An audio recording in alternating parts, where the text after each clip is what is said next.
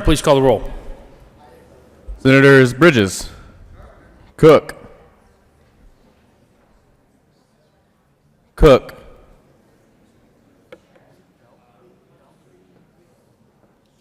Absent. Quorum, Court, Crowder, Danielson,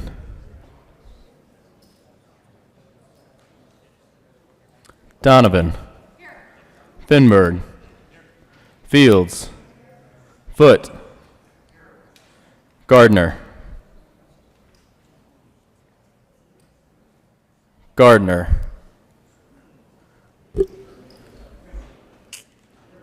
Absent. Janal, Gonzalez, Hill, Heisey, Holbert, Lee, Lundeen, Marble, Moreno, Pedersen, Priola, Rankin, Rodriguez, Scott, Smallwood, Sonnenberg, Story, Tate,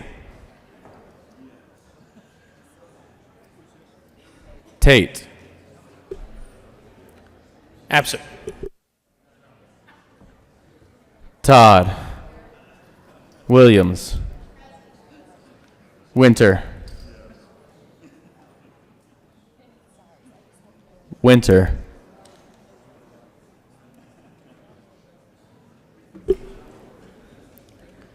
Absent. Woodward, Zenzinger, Cook, Gardner,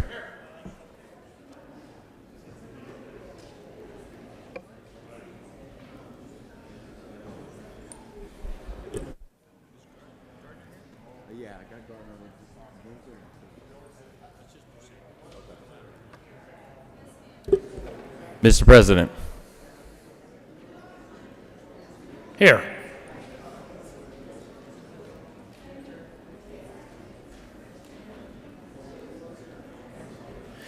With 33 present, 2 absent, please add Senator Winter to the roll call. Where is he? Mr. Carpenter, please mark Senator Tate excused. With 34 present, 0 absent, 1 excused, we have a quorum.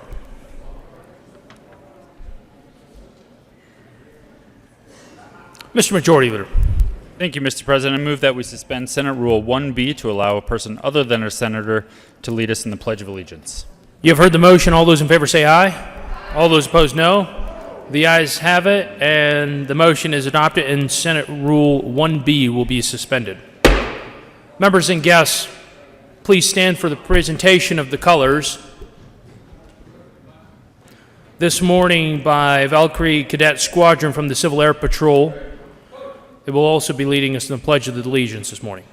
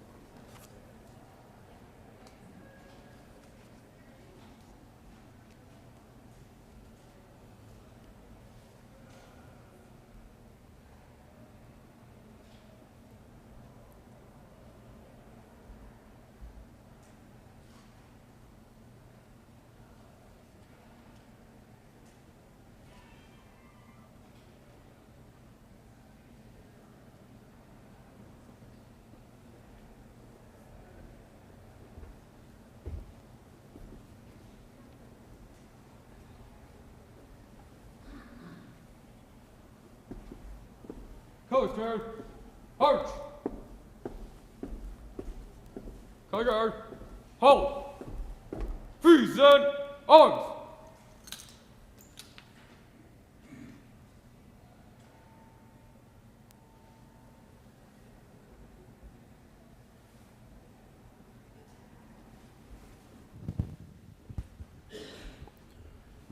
Members, this morning we are honored to have Cadet Second Lieutenant Tristan Prosley lead us in the Pledge of Allegiance. Please join me in saying the Pledge of Allegiance. I pledge allegiance to the flag of the United States of America and to the republic for which it stands, one nation, under God, indivisible, with liberty and justice for all. Hold up. Colors. Post. Colors.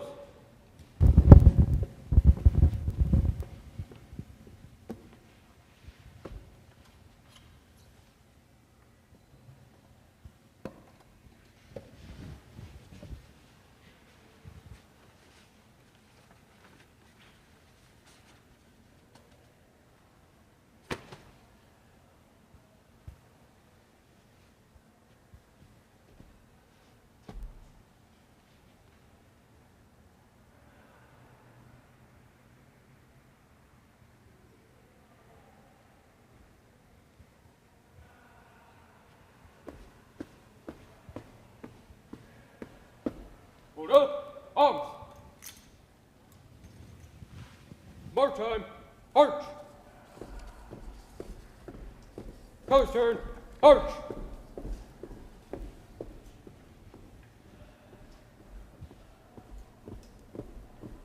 One.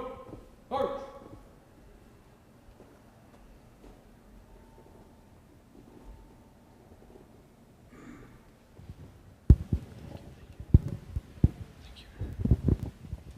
Members and guests, please help us recognize the Cadet Squadron from the Civil Air Patrol.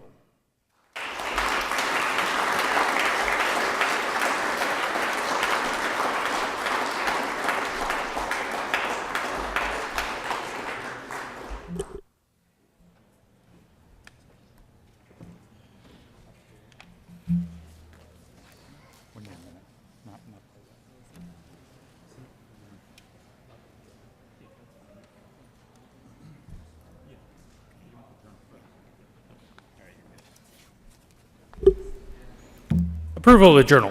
Senator Rankin. Thank you, Mr. President. I move the reading of the Journal of Wednesday, April 17th, 2019 be dispensed with and that the journal be approved as corrected by the Secretary. You have heard the motion. All those in favor say aye. All those opposed, no. The ayes have it, and the motion is adopted. Mr. Carpenter, please add Senator Tate to the roll call.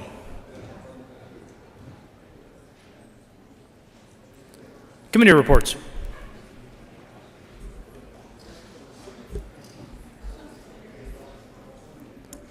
Senate Services. Regular printed, Senate Bill 248, 249, 250, 251, 252, 253, 254, 255, 256, Senate Joint Resolution 9, correctly engrossed Senate Resolution 11, correctly engrossed Senate Bill 30, 36, 149, 171, 176, 190, 217, correctly revised. House Bill 1004, 1039, 1127, 1194, 1196, 1211, 1221, correctly enrolled. Senate Bill 64, 200, 201, 208, and 214, Senate Resolution 11.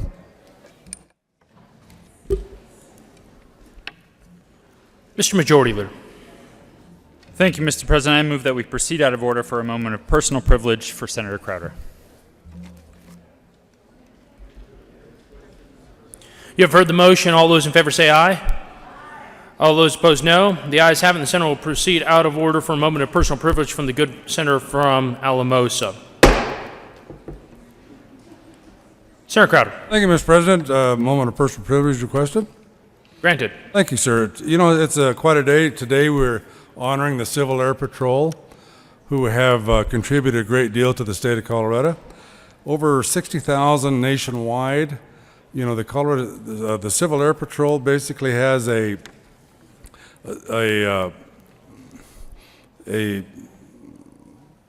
calling. Actually, basically, they have 3 missions: to develop the cadets, to make them better citizens; the importance of aviation, which is critical to this country; and to perform life-saving humanitarian missions throughout the state. You know, they've been very active since 1942, and I think we owe them a debt of gratitude. We had this scheduled earlier in the year, but we were caught up in a snowstorm.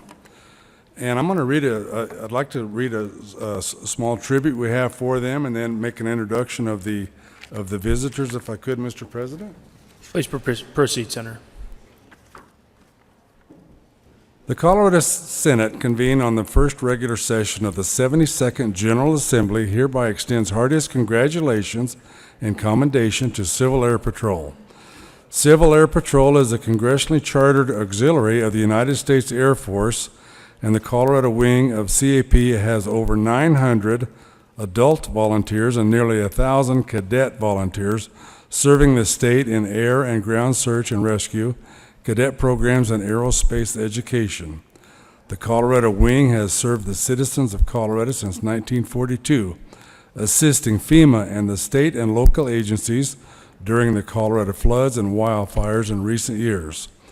Members of the Colorado wing have refined radar analysis and cell phone forensics to greatly enhance search and rescue downed aircraft and lost persons across the nation, and the Colorado wing stands ready to support citizens in emergency situations.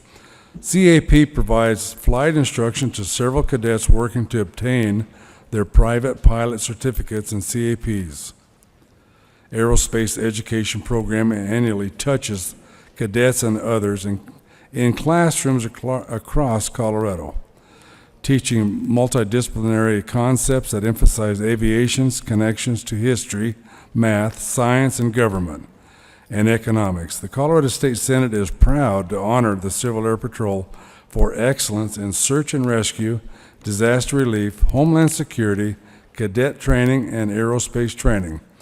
On the request of Senator Larry Crowder, given this day at State Capitol, Denver, Colorado, signed Leroy M. Garcia.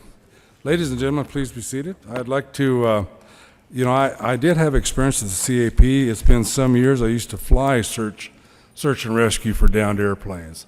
And it was very well organized organization, the CAP were. And, what we would do is try and identify the downed aircraft. Then your search and rescue would come in and either rescue or recover. But I'm very proud to be a part of the CAP, and I think that you all being honorary majors in the Civil Air Patrol should also be proud of your connection with the Civil Air Patrol. And, we just cannot tell you enough about, your services to the state, and we wish you continued success. Today, Mr. President, what I'd like to do is acknowledge and recognize a few that are here. The Colonel Tom Kettle is Rocky Mountain Region Commander, and Colonel Gary Toby is past Region Commander. Ladies and gentlemen, if you would join with me in welcoming these and honoring these individuals for what they do for the state, I would appreciate it. Thank you.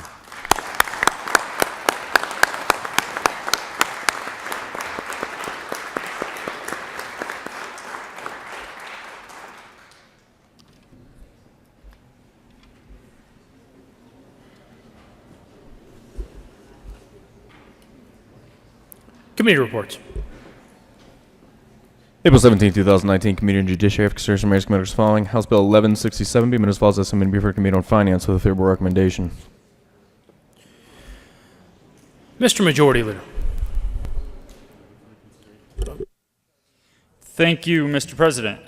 Members, before we get into... Mr. Majority Leader, I'm sorry. Before I'm going to enter into the record reconsideration of Senate Bill 19-214. Mr. Majority Leader. Thank you, Mr. President. Members, before we get into the regular calendar for the day, we do need to do a reconsideration of conference committee reports on Senate Bill 214. You may remember there was a little bit of confusion on what the proper motion was here at the well yesterday. What we did was not improper, but it created an extra step, would have delayed this bill for a few days. So we figured the easiest thing to do, most efficient thing, would be to reconsider, and instead of receding and then accepting the conference committee, that we would just accept the conference committee report. It seems more efficient to do such. With that, Mr. President, having voted on the prevailing side of Senate Bill 214, I move that the Senate reconsider the last Senate action on Senate Bill 214, which was repassage of the bill. The motion before the body is reconsider the last Senate action on Senate Bill 214, the repassage of the bill. All those in favor say aye. All those opposed, no. The ayes have it, and the motion is adopted. Majority Leader Finberg. Thank you, Mr. President. Having voted on the prevailing side, I now move that the Senate reconsider its action on Senate Bill 214 when the Senate concurred with House amendments. The motion is to reconsider with the Senate's actions on Senate Bill 214 to concur in House amendments. All those in favor say aye. All those opposed, no. The ayes have it, and the motion is adopted. Mr. Majority Leader. Sound like a broken record, Mr. President, but having voted on the prevailing side, I now move that the Senate reconsider its action on Senate Bill 214 when the Senate receded from its position on Senate Bill 214. The motion before the body is to reconsider its actions on Senate Bill 214 when the Senate receded from its position. All those in favor say aye. All those opposed, no. The ayes have it, and the motion is adopted.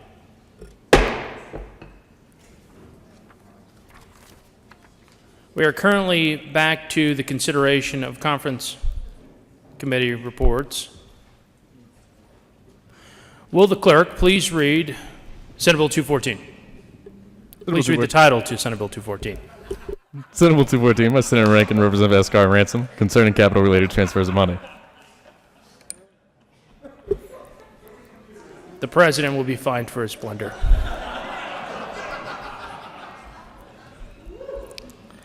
Senator Rankin. Thank you, Mr. President. I move the Senate adopt the first report of the first conference committee on Senate Bill 214. Is there any discussion? Senator Moreno. Thank you, Mr. President. Colleagues, if you can recall, as far back as I believe yesterday, we talked about this bill. We had mentioned that the conference committee report does exactly what we did through motions on the floor here in the Senate, so let this be a lesson to us that we will never, ever again recede from our position and concur with the House. Is there any further discussion? Seeing none, the motion is the adoption of the first report on the first conference committee on Senate Bill 214. Are there any no votes?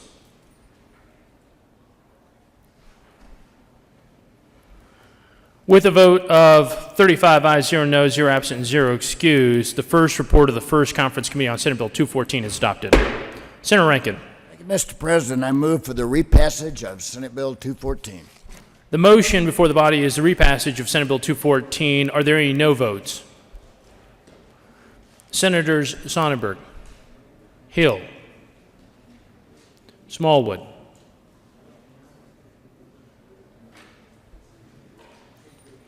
with a vote of 32 ayes, 3 no votes, 0 absent, and 0 excused, Senate Bill 214 is repassed. Co-sponsors. Senator Story.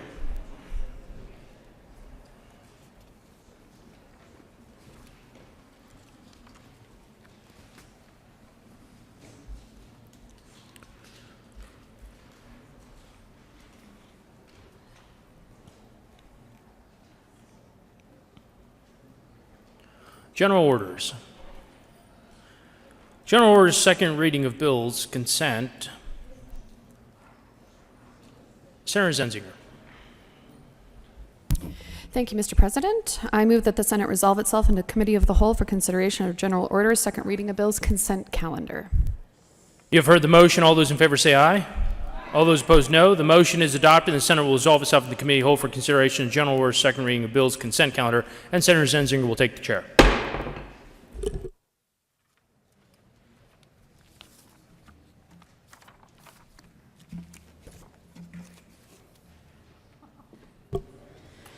The committee will come to order, and the coat rule is relaxed.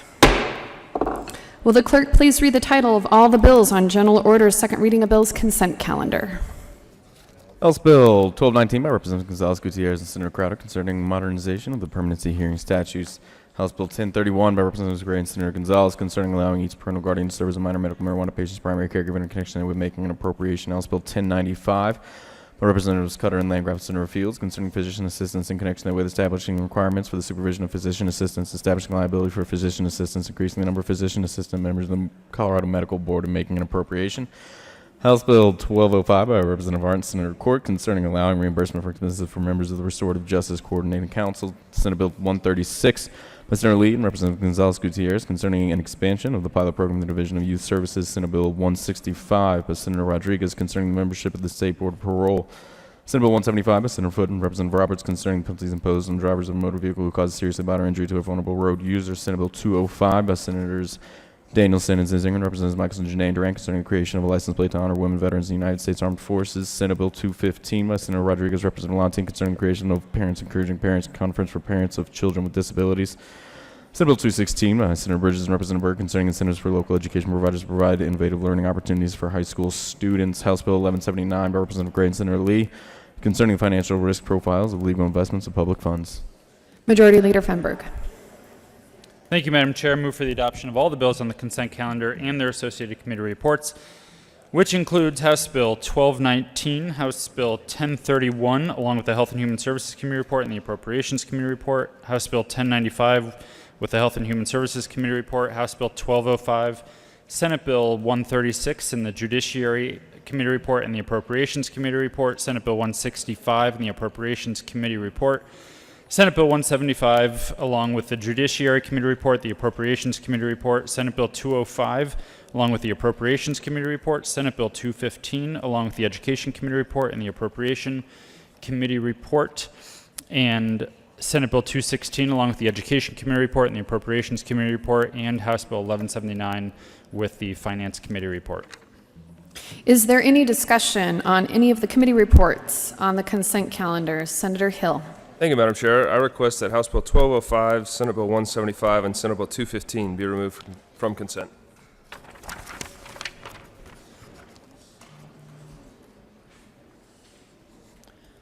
Which ones? 1205, 175, and 215. House Bill 1205, Senate Bill 175, and Senate Bill 215 will be moved to second reading general orders. Is there any other discussion on any of the committee reports on the consent calendar? The motion before the body is the adoption of all the committee reports on general orders, second reading of bills consent calendar. All those in favor say aye. Those opposed, no. The ayes have it, and the committee reports are adopted. Is there any discussion on any of the bills on the consent calendar? The motion before the body is the adoption of all of the bills on the general orders, second reading of bills consent calendar. All of those in favor say aye. Those opposed, no. The ayes have it, and the bills are adopted. Majority Leader Fenberg. Thank you, Madam Chair. I move the committee rise and report. The motion is for the committee to rise and report. All those in favor say aye. Those opposed, no. The ayes have it, and the motion is adopted. The committee will rise and report.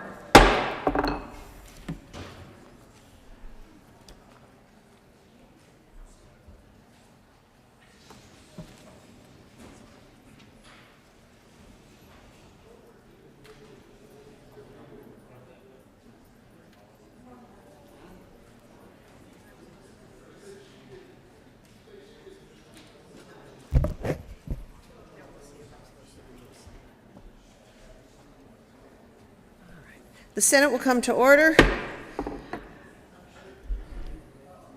Senator Zenzinger. Thank you, Madam President. The committee has had a number of bills under consideration. Will the clerk please read the report?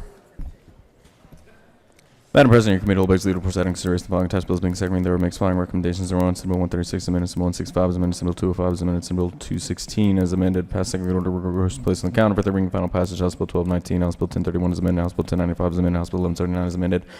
Passed second reading order revised and placed on the calendar for third reading and final passage. House Bill 1205, Senate Bill 175 is amended, Senate Bill 215 is amended, removed from the general order second reading of bills consent calendar and placed at the end of the general order second reading of bills calendar for 4/18/2018. Senator Zenzinger. Thank you, Madam President. I move the report. The motion is the adoption of the Committee of the Whole report. Are there any no votes? Seeing none, with a ayes of 35, 0 noes, 0 absent, 0 excused, the Committee of the Whole report is adopted. Senate Bill 136 as amended, Senate Bill 165 as amended, Senate Bill 205 as amended, Senate Bill 216 as amended, passed on second reading and ordered engrossed and placed on the calendar for third reading and final passage. House Bill 219, House Bill 1031 as amended, House Bill 1095 as amended, House Bill 1179 as amended, passed on second reading, ordered revised and placed on the calendar for third reading and final passage. House Bill 1205, Senate Bill 175 as amended, Senate Bill 215 as amended, removed from the general orders reading of second bill's consent calendar and placed at the end of the consent of the general orders second reading of bill's calendar for 4/18/2019. Senator Zenzinger.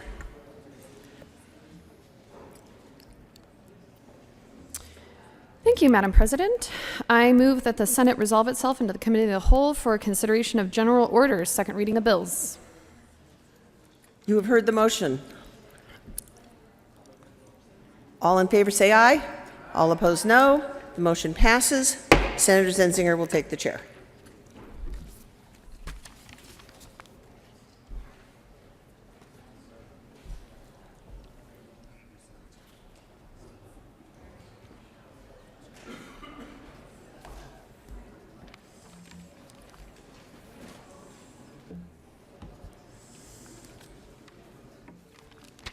The committee will come to order and the court rule is relaxed. You can let him read 12. And I'll wait. I'm going to do something.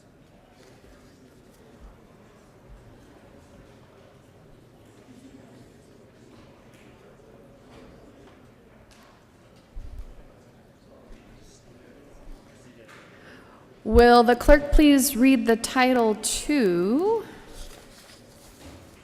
House Bill? What order do you want me to go? Okay. House Bill 1210, Senate Bill 225, Senate Bill 96, Senate Bill 156. Okay. All right. And then are we moving the other ones to the end? So will the clerk please read the title to House Bill 1210? House Bill 1210 by Representatives Melton, Galindo, and Senators Danielson and Moreno concerning the repeal of the prohibitions on the local governments establishing minimum wage laws within its jurisdiction.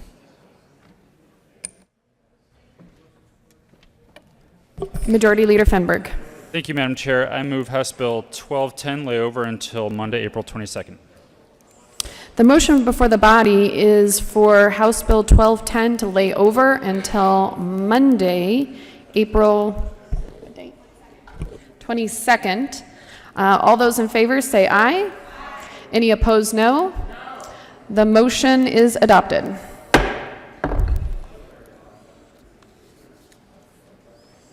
Will the clerk please read the title to Senate Bill 225? No. Majority Leader Fenberg. Thank you, Madam Chair. I move that we proceed out of order for purposes of consideration of House Bill 1205, Senate Bill 175, and Senate Bill 215. The motion before the body is to proceed out of order in order to take up House Bill 1205, Senate Bill 175, and Senate Bill 215. All of those in favor say aye. Those opposed, no. The ayes have it, and the motion is adopted.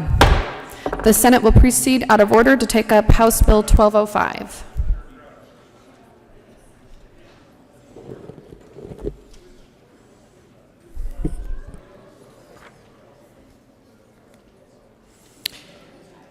Will the clerk please read the title to House Bill 1205?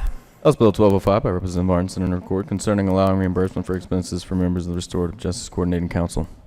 Senator Court. Thank you, Madam Chair. I move House Bill 1205 and the, do I have a? And that is it. There are no committee reports. No committee reports. Is there any discussion? Seeing none, the motion before the body is the adoption of House Bill 1205. All those in favor say aye. Aye. Those opposed, no.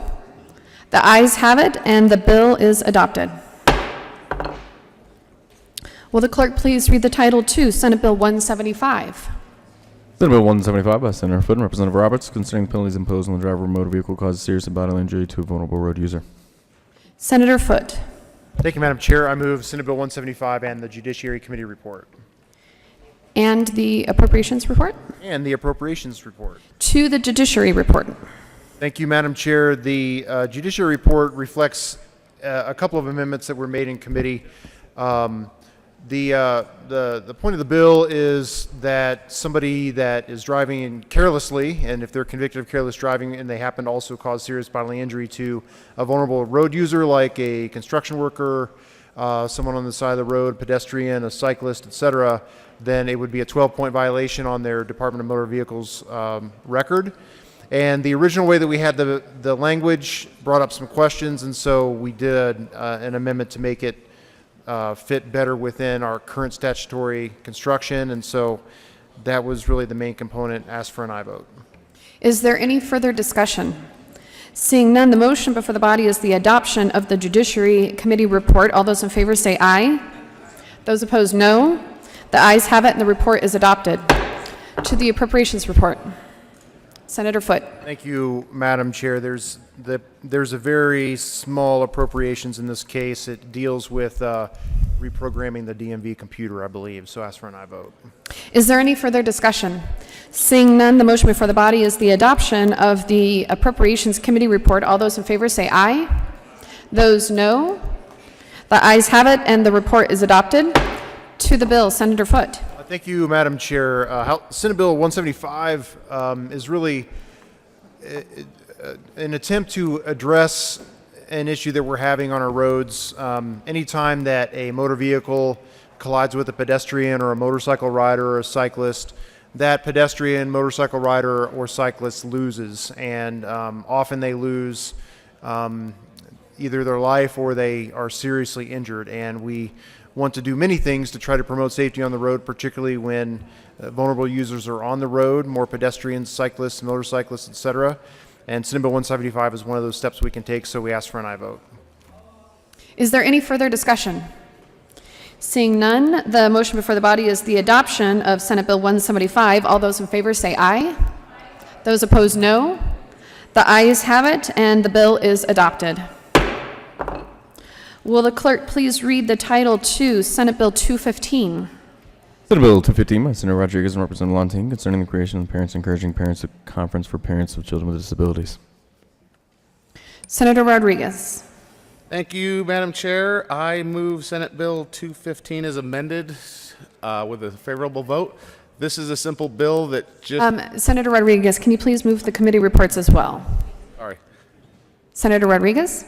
Madam Chair, I move the committee report as well. The education and the appropriations report? report? To the education report. You have to do them individually. Okay. The education report, the bill came out with a unanimous vote, except for one person was excused out of the vote, but it came through favorably. We had good testimony. The amendment was, well, we didn't do any amendments, so go ahead.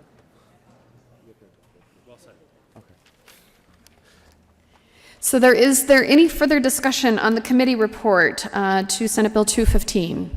Seeing none, the motion before the body is the adoption of the committee report, the Education Committee report. All those in favor say aye. Those opposed, no.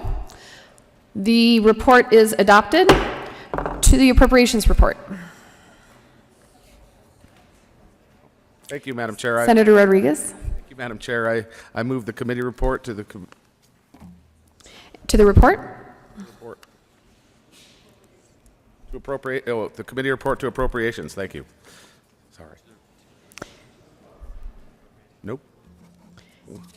Is there any discussion on the committee report? Seeing none, the motion before the body is the adoption of the Appropriations Committee report. All those in favor say aye.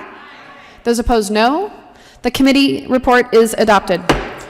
To the bill, Senate Bill 215, Senator Rodriguez. Thank you, Madam Chair. I move Senate Bill 215 as amended in the committee reports with a favorable vote.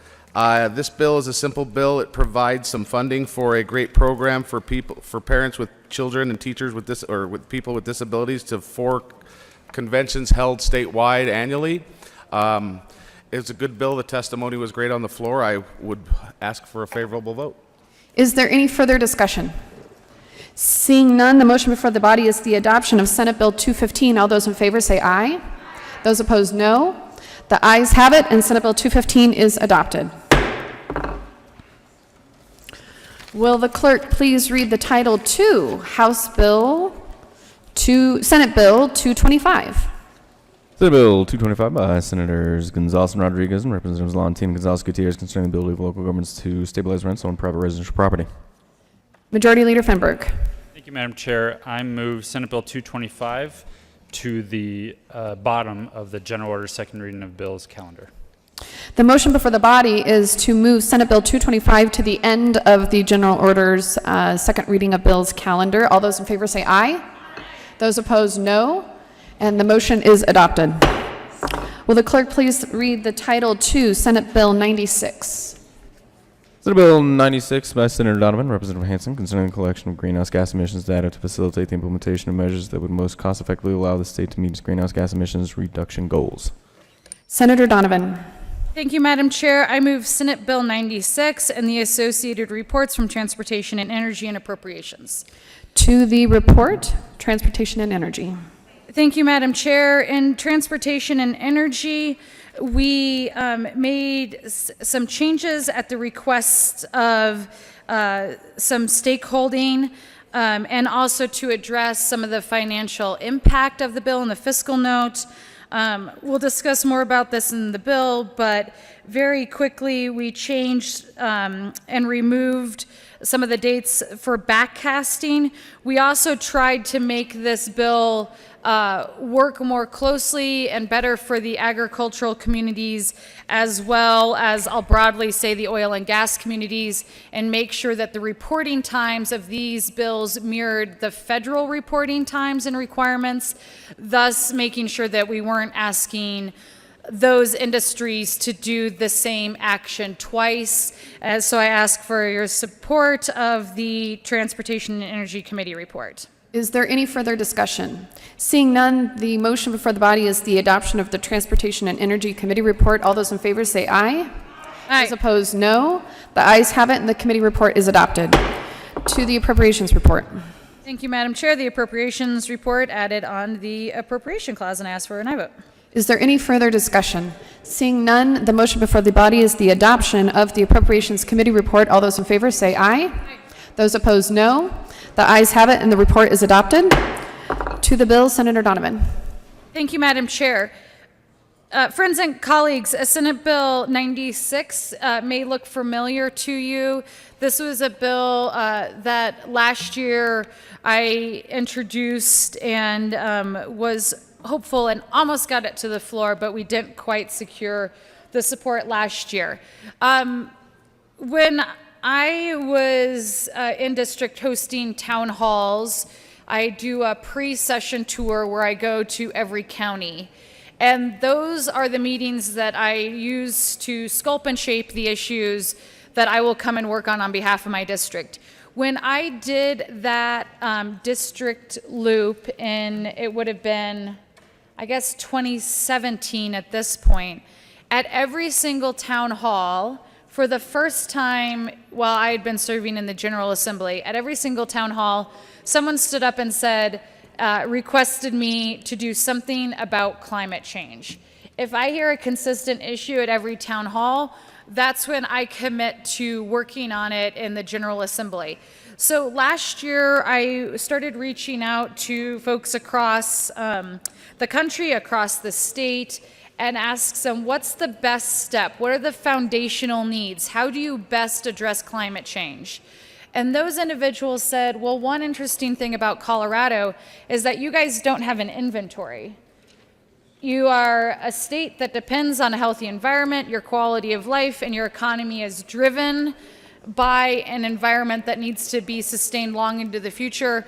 You have ag, you have the headwaters of many rivers that supply water for the rest of the country, but yet you guys don't have an inventory of your greenhouse gases to even be able to begin the discussion of what to do on climate change.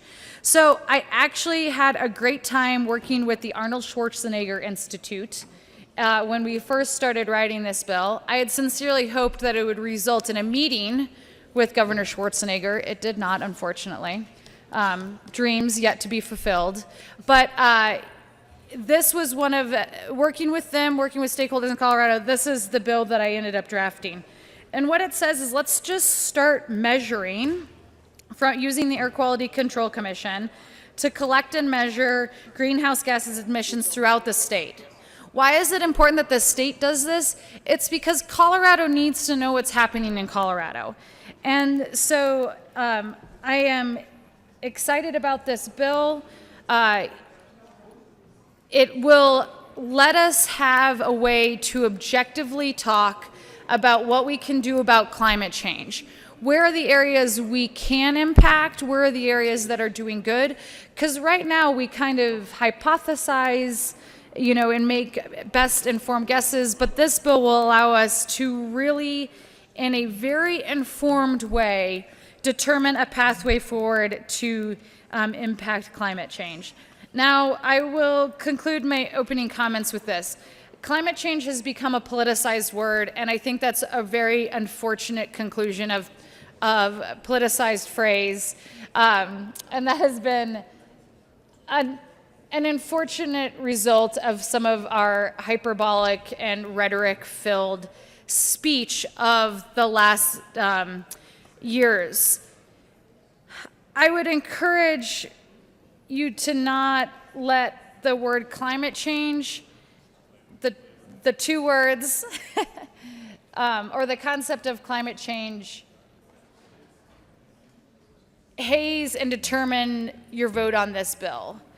Because again, it's become a political word that just automatically makes the aisle much wider than it should be.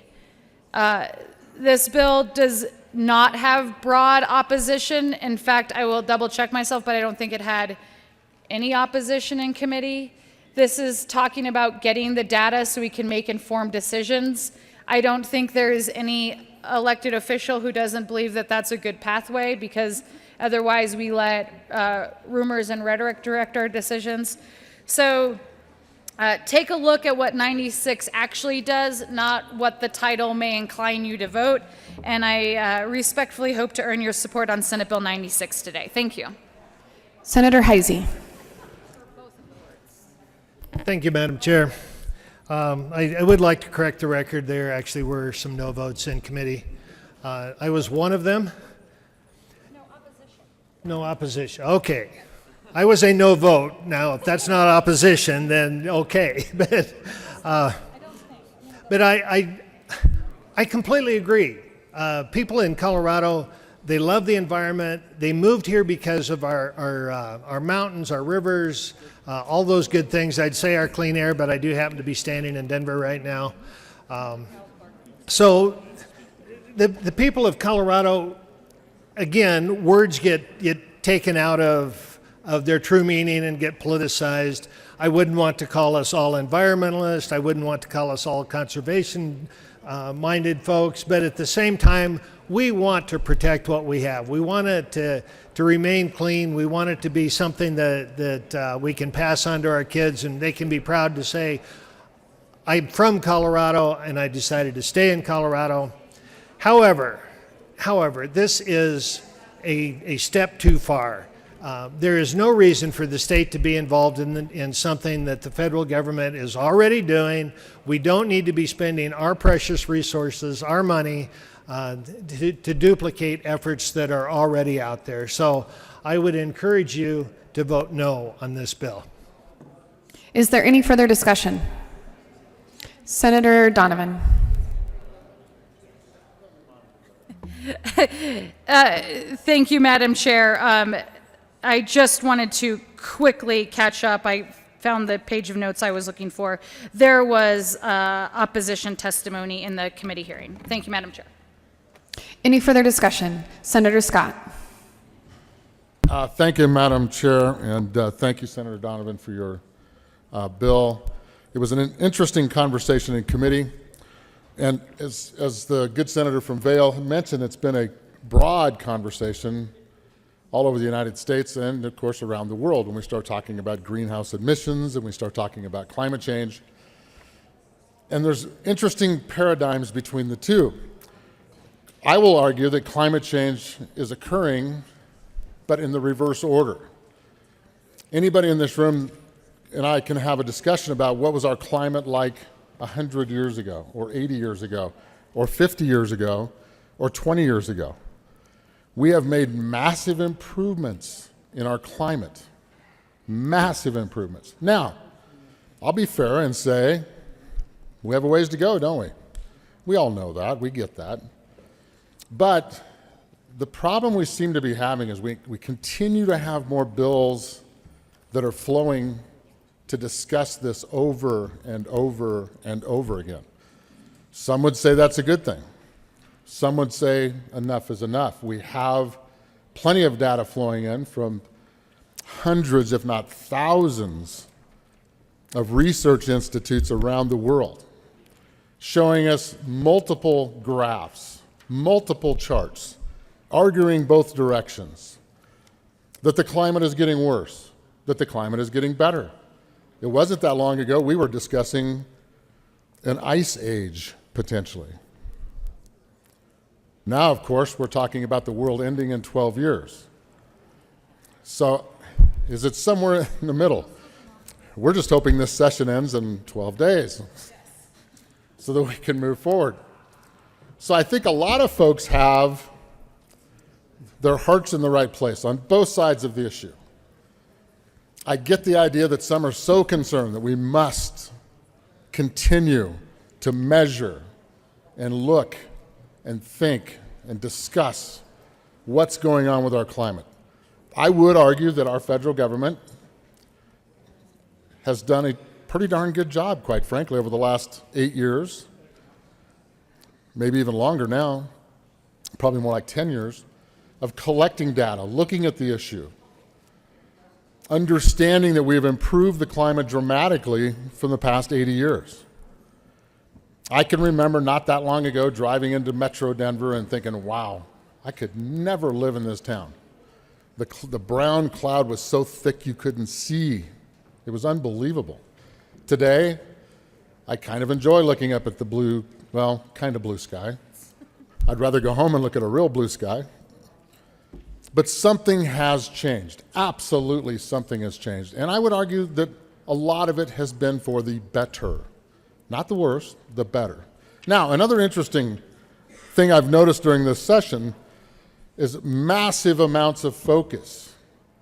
Massive amounts of focus with bills that have been coming through this chamber on greenhouse gas, on carbon, trying to define what those things are, trying to define a way to come up with a carbon tax. I will argue that all day long, because I do believe that's where we're heading with some of these things.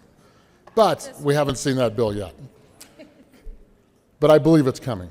Now, that said, I can remember, 4 years ago, some committee meeting, I asked a question of CDPHE and the Air Quality Control Commission, what is the largest polluter? What is it? Tell us, please, what is it by percentage? 70%, maybe a little higher, is automobiles. But we continue to see this fight and this push for all types of other emissions. Now, I'll grant you, yes, hey, guess what? I was the guy that passed the bill for the tax credit for EVs, for natural gas vehicles, for propane vehicles, for multiple different alternate fuel vehicles to try to help the problem that we really have in Colorado, which is 70% auto. Now, that said, why don't most of the focus go to the non-attainment areas? We continue to try to paint the entire state with a brush. The entire state gets whacked, literally, when we pass bills that talk about climate change, talk about emissions, talk about oil and gas, talking about methane, talking about benzene. All these things affect the areas that are not in attainment, which we happen to be standing in today. But they don't affect my area. They don't affect the western slope. We're in attainment. We're just fine. Thank you very much. So hence you see these huge arguments coming from my part of the world, western slope of Colorado, against these things, saying, wait a minute, we're fine, leave us alone. My constituents just keep telling me, leave me alone. But the bills that we pass in this chamber affect every single Coloradoan. Enough is enough. If we need to work hard, and I'm not going to disagree, on attainment where it needs to happen, which is right where we're standing, let's put more effort into that. The governor passed an executive order to force more EVs. I wish he would have just done it for the non-attainment areas. I'm fine, good. Because number one, this is where the problem is. Number two, this is where those vehicles make the most sense. Those vehicles do not make sense outside of this area. And I apologize, Madam Chair, I've drifted just a little bit. Maybe Your definition of literally notwithstanding, thank you for directing your attention to the bill. Thank you, Madam Chair, for indulging my incredible rant. But I think I just want to bring the focus back to where we are. Let's be smart about how we do these things. I believe a bill such as this one would gain a lot more support if it was more focused and more narrow-minded about where is the problem. The good senator from Vail, she doesn't have a problem in her district. I don't have a problem in my district. And most of all of the Western Slope has no problem with attainment. I would argue to my friends on the other side of the aisle that if you want to focus on all these issues, focus where the problem is. Quit shooting arrows and missing the target. Because the target is right where we are, the Front Range of Colorado. Because we cannot continue to put pressure on people outside of the area where there's not attainment, or there is attainment, when they don't deserve it. They don't deserve to be under the scrutiny of what's happening right here. With that, I will stop my rant and thank the sponsor once more. Senator Donovan. Thank you, Madam Chair. And I'm always one to appreciate a good rant, so thank you for the Senator from Grand Junction for that. But why I wanted to jump up right after his comments is because I think this bill does exactly what he's asking us to do. I mean, it points to taking considerations of population growth. It says, look at things like housing and mobility and other demographic data. It will try to hone in on what actions we should actually take instead of the concerns of these broad brush approaches. And I would ask my colleagues, there always are a lot of bills on a lot of topics, but you must consider each bill in its current form and what it says, not be concerned about the overall arch if all the bills on that topic passed. But this bill will help us actually address the concerns that I've heard from my colleagues on the other side of the aisle. It will illuminate regional differences. It will help us argue that some of these concerns that maybe my colleagues on the other side of the aisle feel overblown, that we can point to the fact that where those admissions come from.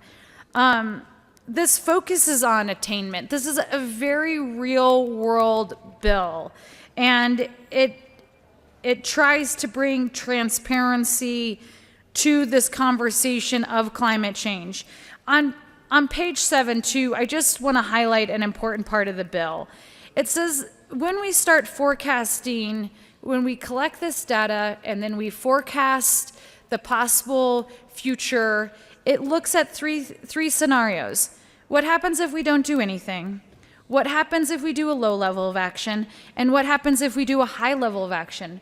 Wouldn't that be great information to have when we're debating policies that some of us agree on and some of us don't? Imagine if you could point to a study that says, here what happens if we do nothing. It may prove my point, it may prove your point. So I think this bill is incredibly valuable to all sides of the discussion. Thank you, Madam Chair. Senator Crowder. Thank you, Madam Chair. Yes, great information is great to have. Also, I need to take you back a little bit to the senator from Carbondale who spoke a few weeks ago about perception. And what we have right now is a perception on this bill. And this concerns Everaz Steel Mill in Pueblo. The perception from Everaz right now is they're doubting very seriously their $430 million expansion. They're doubting right now whether they should not pick up and move their entire operation to Tennessee. These are words that business communities live by. What the business communities outside of Denver and Boulder look at is the direction of the state, and they see what that direction is going. So I think this is for our economic development in the state of Colorado, this is a dangerous bill. And I would actually, Madam Chair, I need to offer an amendment on this, if I could. There is an amendment on the desk. Will the clerk please read L004? Amendment L004 to Senate Bill 96 by Senator Crowder. Strike the transportation. Senator Crowder. Thank you, Madam Chair. What this amendment does basically is set this bill up in an interim committee to study this, to see what the ramifications of this bill are, to see how it affects areas outside of Denver and Boulder, which this bill is actually Senator directed Crowder, to. could you please move your amendment first? Madam, I move L004 on Thank you. 096. There's more to the state than just Boulder and Denver. And I think that what we're seeing right now is a movement of those two entities. And I think people need to realize there are effects outside of that area. And I think what we need to do is stand up solid for rural Colorado. The employment opportunities, the lack of jobs because of the perception that the bill puts out. So, Madam Chair, I would ask for support for this, for an interim committee, because I think it's necessary in this bill. Thank you. Is there any further discussion? Senator Donovan. Is there any further discussion on the amendment? Senator Quorum. Thank you, Madam Chair. Thank the Senator from Alamosa for bringing this. We all want clean air. We want clean water. We want to protect our environment. And frankly, coming from rural Colorado and being much older than most of you,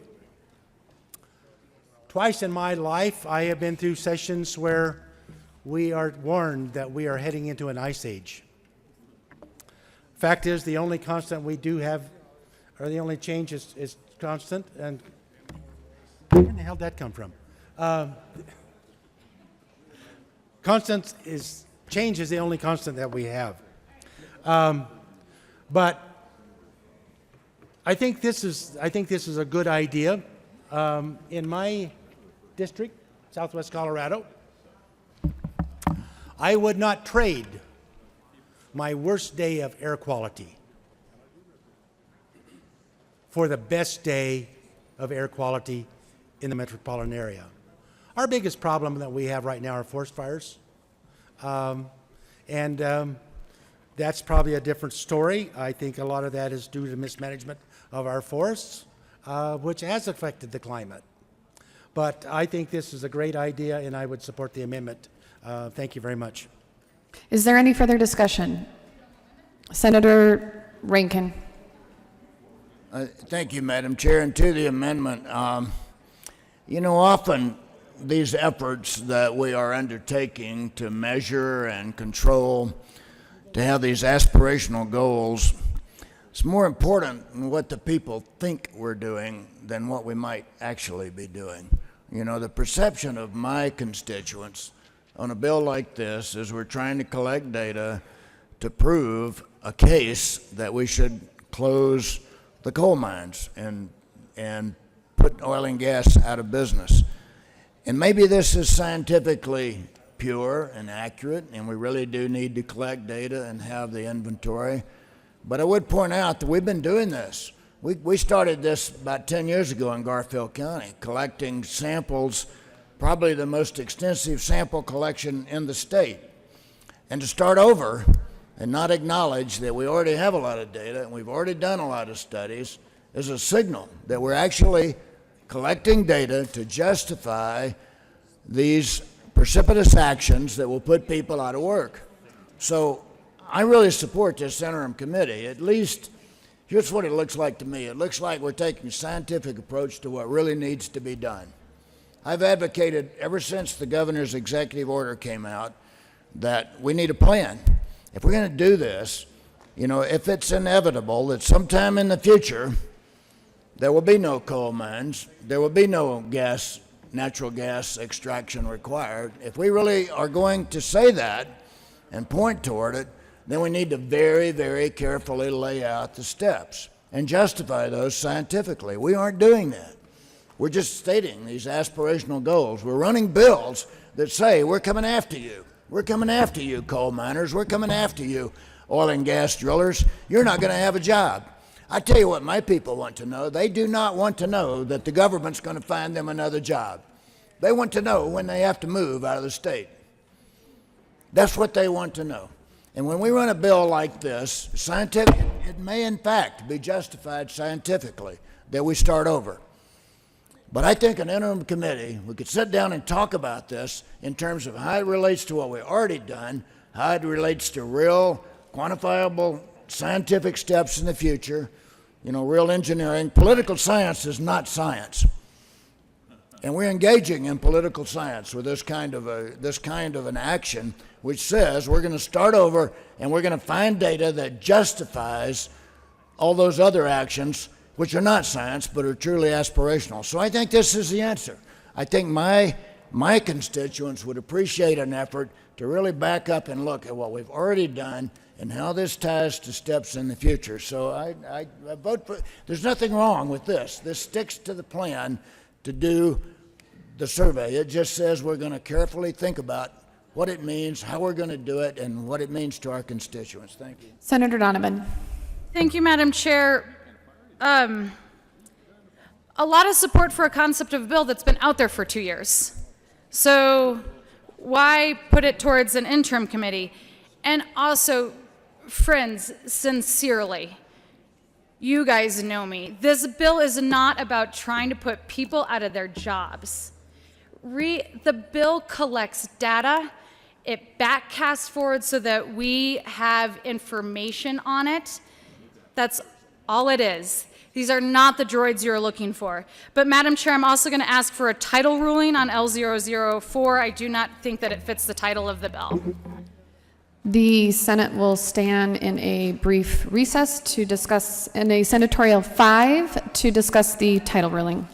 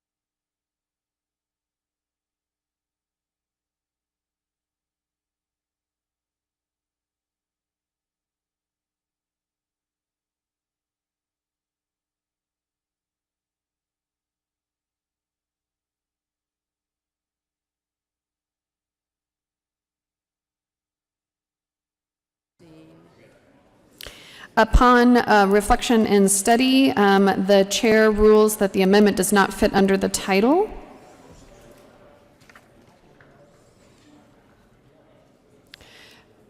Senator Lundin. Thank you very much, Madam Chair. I am not questioning the chair's judgment. I simply was looking forward to speaking on the amendment because I thought it was a good way to get at this bill, but let me speak to the bill instead. Thank you. We start out in a position where we all use different words to get at the same concept. The word I use is steward or stewardship. I think we have a very important responsibility to be good stewards over our environment, that which we've been blessed with. And here in Colorado, the blessings are incredible. They're unique. They are sought after by people from around the world. And they come to us, and that's wonderful, and I'm glad they do. The challenge begins immediately thereafter. Think about all those people who come to us from around the world. And the fact that this bill, which is an incredibly expensive bill for the people of Colorado, at its core seeks to get at an idea that is, in fact, global in nature. So we're going to spend a lot of money to get after something that we're not really certain we can have any kind of a meaningful impact on or not, which is why I think the interim committee would have been a real good place to start. It's like, yeah, do we really want to spend $1.9 million in year one, another $1 million in year two, expand government by almost 4 individuals this year, and another 7 individuals the year following? Do we really want to do that? Do we want all of these people running around spending Coloradan money to get at this question of whether or not we can have global climate, whether we can have an impact on this idea of global climate change? The money might be more well spent sending postcards to people in India or postcards to people in China saying, hey, you who in fact are trying to build a future for yourselves that looks much like the future we have built for ourselves here in the United States of America, you don't get to have opportunity like we had opportunity. You don't get to use carbon-based fuels in order to establish a lifestyle that might echo what it looks like in the United States of America. And quite frankly, I think that's unethical in significant ways, that we should put our hand on the forehead of people who are trying to follow a path that we have walked up to gain better opportunities for themselves, to gain better economic opportunities, to gain a lifestyle that might look something like the lifestyle we have built for ourselves over the last decades and centuries here. I think that's completely inappropriate, unethical that we would do that, but that's not my objection to this bill. I object to this bill And I because would hope it's that kind we of would get confusing to the bill, Thank you Senator very much, Lundin. Madam Chair. I anticipated a gavel at some point, but you were gracious and you let me make the broader point which supports the point that I'm speaking to on this particular bill.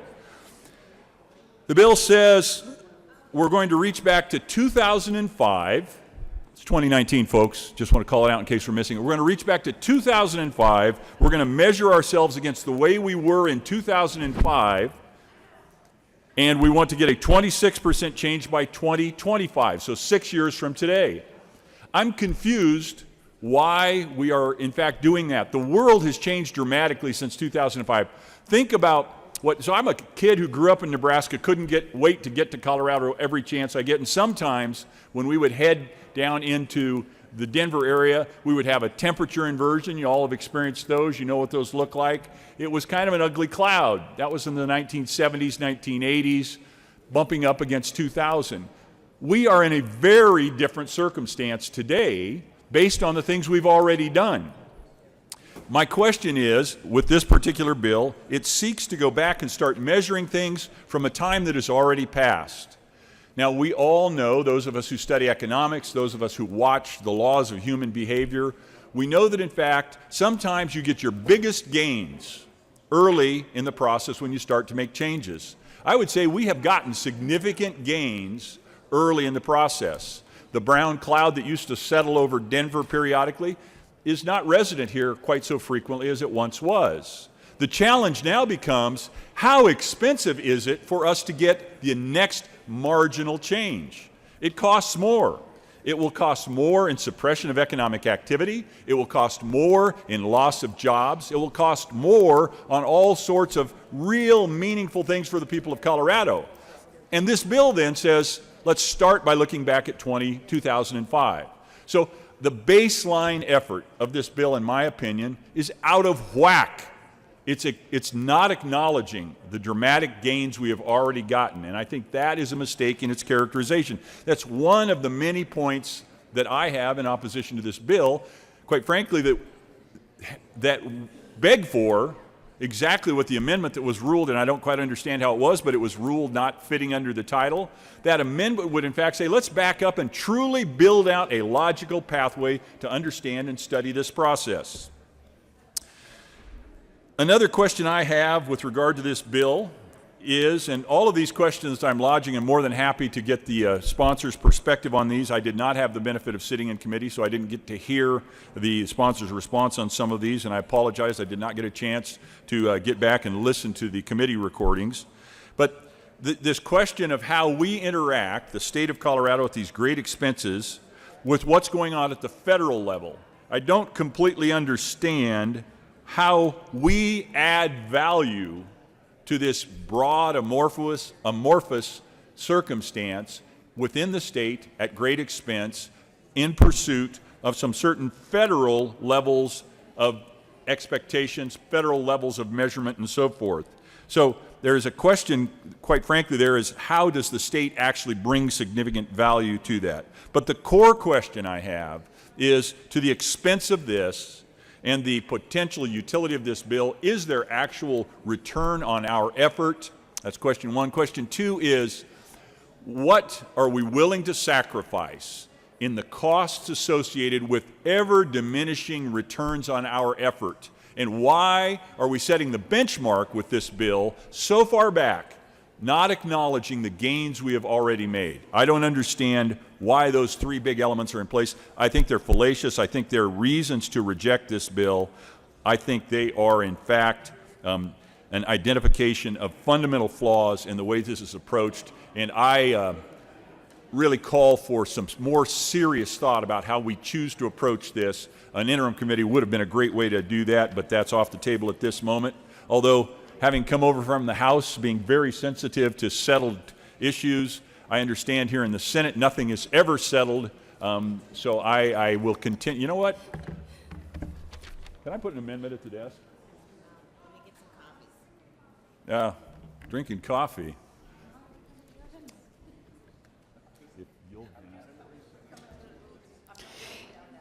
Is there any further discussion? Senator Donovan. Marginal utility excessive cost, Senator? Yes. So the cost is a one-time setup to do the data collection, so it's not reoccurring, which the fiscal note illuminates. So it's an important part of this. It's not an ongoing cost, it's a one-time cost.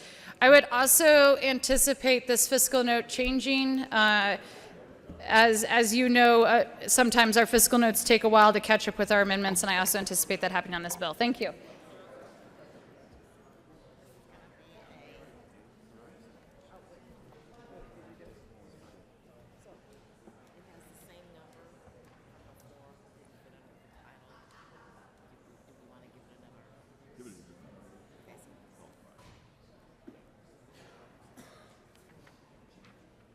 We will take a senatorial 5.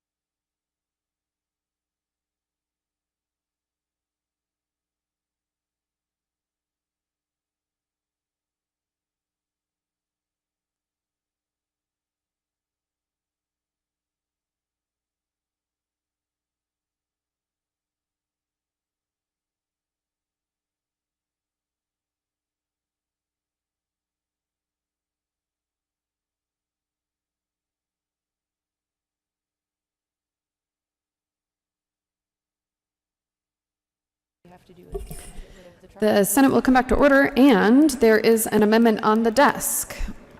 Will the clerk please read the title to, or read Amendment L005? Amendment L005, Senate Bill 96, President Lundin, strike Transportation Energy Committee report dated March 21st, 2019, strike the Appropriation Committee report dated April 16, 2019. Senator Lundin. Thank you very much, Madam Chair, and to the bill sponsor. This is an interim. Senator Lundin, you have to move the amendment. Sorry, thank you very much. I move L005. Thank you for the reminder. Senator Lundin. Thank you very much. So in an effort to acknowledge the work that the good senator has done to get this legislation into the form it's in today, and we were just fortunately having some sidebar conversations so I understand even more the depth of the work that has been done, doesn't necessarily answer the questions I have, the concerns I have. This is an amendment, spit it out, sir. This is an amendment to study not the broader concept as the prior amendment would have had us do with an interim committee. This is specifically to study this bill. Let's honor the work that's been done here. Let's back up and use this as the baseline for a broader study of the circumstances that we're trying to get at here. So I urge your support of this. I offer it in an effort to honor the work that has been done, and at the same time, I'm highly challenged by some of the elements of the bill. We might need to tweak, change, tune up some of that, and that would be what, in fact, the interim committee could approach. The motion before the body is the adoption of Amendment L005. All those in favor say aye. A division has been called.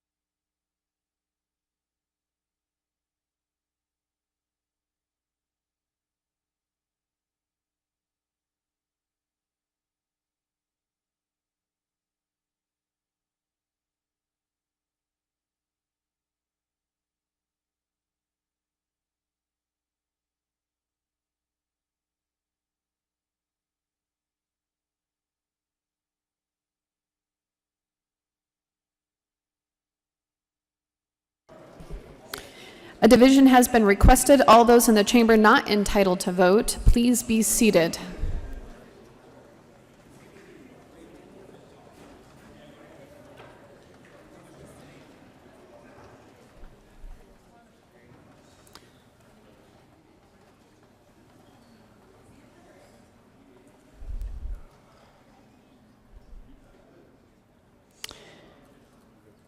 The motion is the adoption of Amendment L005. All those in favor, please stand.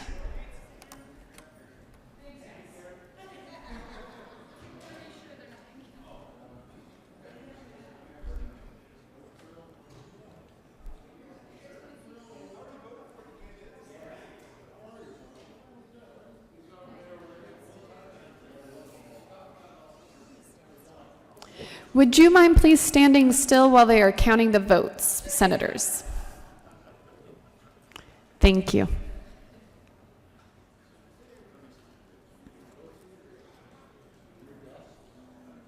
Please be seated. All those opposed, please stand.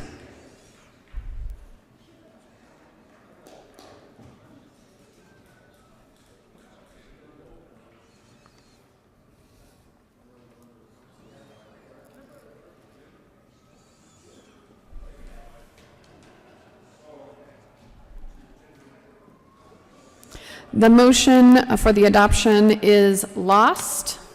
The motion before the body is the adoption of Senate Bill 96. All of those in favor say aye. If you are planning on making comment on the bill, it would be great to be kind of in the area. Thank you. Senator Tate. Thank you, Madam Chair. I was blocked by the crowd of other people wanting to speak on the bill, so I couldn't make it up here properly. Thank you, Senator. I just have some basic kind of concerns with some of the logic of the bill related to future goals that we need to create new rules in the future to meet. Then we'll have probably more years after that to make the goals. I really wish I could hear more about the interaction between the executive order, what we're trying to do in terms of rulemaking in mid-2020. I'm just kind of confused about that. Another thing I just don't really understand about, why we need more expensive data to figure out what to do. My general understanding of the issue is the major constraints to those who want to solve what they perceive as a problem is that it's just the solutions are expensive. And if we were to basically minimize any CO2 emissions in Colorado, which would be downright dandy, I suppose, from that perspective, Asia would just create a huge cloud of CO2 that would just migrate across the Pacific Ocean right over Colorado. Obviously, I'm being somewhat flippant, but if you understand the perspective I'm trying to communicate is I don't know if additional information is going to change the economic problem with this issue.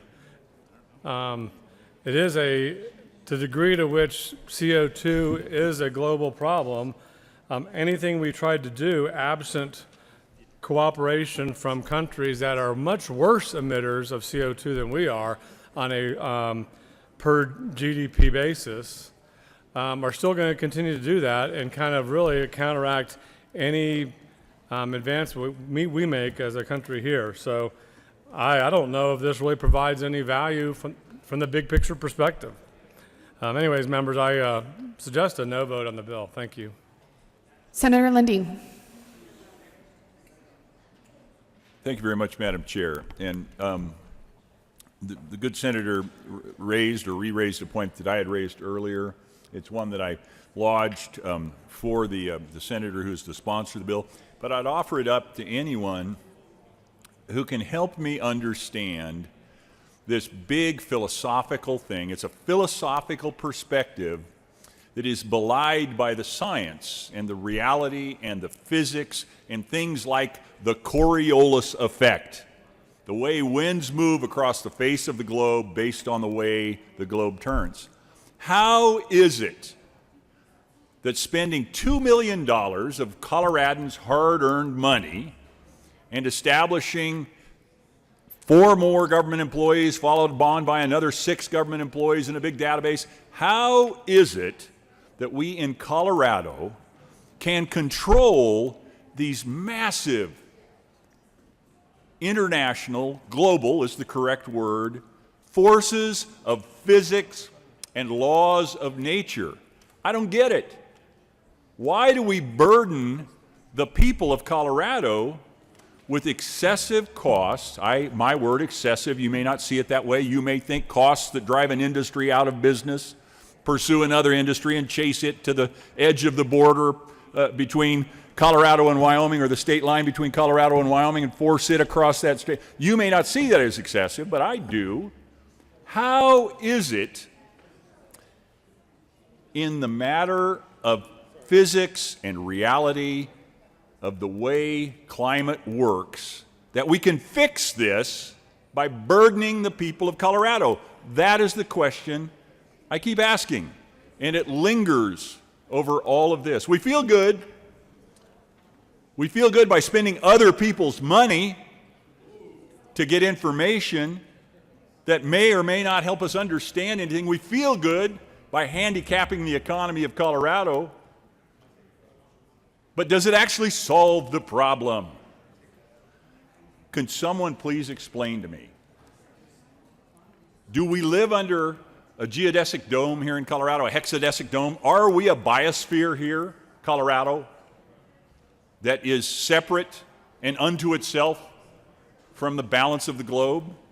Help me understand why we would burden the people of Colorado with this sort of expense when, in fact, I haven't seen anyone explain how this actually gets at the root problem, how this actually helps us make a solution for the people of Colorado, or, as is desired, the philosophical desire is solve the problem for the planet, heal the planet. Help me understand how those are connected. I do not see the connection. And that is a fundamental question that, if it is not answered, demands a no vote on this bill. Senator Fenberg, Majority Leader Fenberg. Thank you, Madam Chair. I move Senate Bill 96 lay over until after Senate Bill 156. The motion before the body is to lay over Senate Bill 196 until after Senate Bill 156. All those in favor say aye. Those opposed, no. The motion is adopted overwhelmingly. Senator Rodriguez. Thank you, Madam Chair. I move Senate Bill 156 with the business labor. Hold on one moment. Mr. Carpenter, would you please read Senate Bill 156? Senate Bill 156 by Senator Rodriguez, Representative Sullivan, in continuation of the state. Senator Rodriguez. With implementing the recommendations contained in 2000 report of the Department of Regulatory Agencies. Thank you, Madam Chair. I move Senate Bill 156 with the committee report from the Business, Labor, and Technology and the Finance Committee. To the Business, Labor, and Technology Committee report. Thank you, Madam Chair. The Business, Labor, and Technology Committee met on this bill. We had a couple of amendments that were clarifying some updating language for the electrical board sunset. They passed unanimously, and it came unanimously out of committee. So, the motion before the body is the adoption of the Business, Labor, and Technology report. All those in favor say aye. Those opposed, no. The report is adopted. To the Appropriations report. thank you, Madam Chair.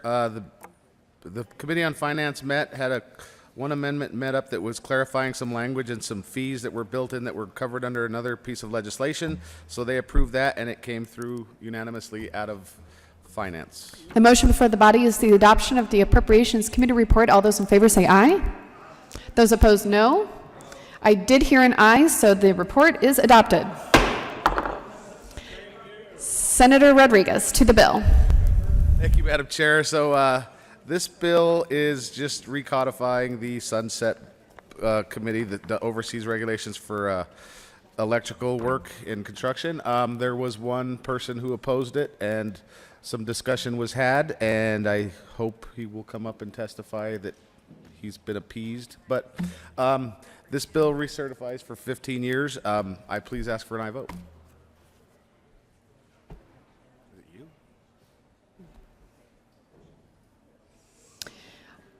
Thank you, Senator Rodriguez. I need to correct, we adopted the Finance Committee report, not the Appropriations Committee report. Needed to make that correction. No, not your fault. That was the fault of the chair. Senator Tate to the bill. Thank you, Madam Chair. And I do support the bill, but I was kind of curious from the sponsor from Denver, what was the nature of the objection? I don't recall one, but I'm kind of curious what it was. Senator Rodriguez. Thank you, Madam Chair. There was one of the people had some concerns and some questions on the Sunset Board and oversight with the regulations of it was DORA or the electrical contractors. Senator Tate.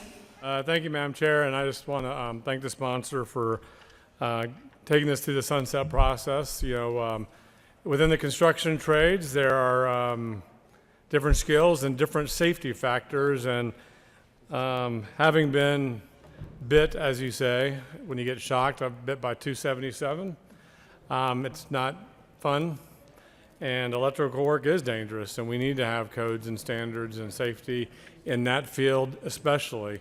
So again, I'm glad we are reauthorizing the State Electrical Board and the entire licensing regime related to electrical contracting. Thank you, members. Is there any further discussion? Senator Lundin. Thank you very much, Madam Chair. I did have a question about the changes in the the regulations.